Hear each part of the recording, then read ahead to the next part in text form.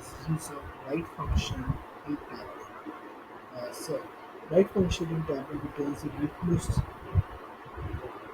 characters of the string. It finds application in aviation sector. So, first of all, we have imported NFL offensive player stats dataset, which is a Microsoft Excel file into Tableau using Microsoft Excel option. Now we move on to sheet number one. Here we drag and drop player dimension onto the rows shelf. Then we add all numbers. Now we create a new calculated field and we name it as player. We generate function here.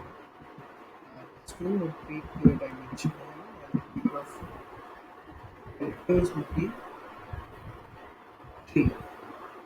So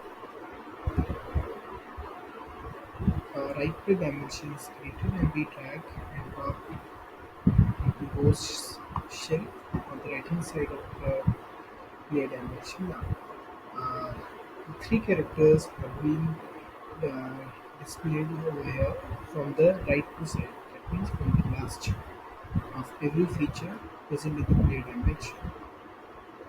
So the right function in Tableau is being done using right function. Alright, thank you for watching. Stay tuned for more videos.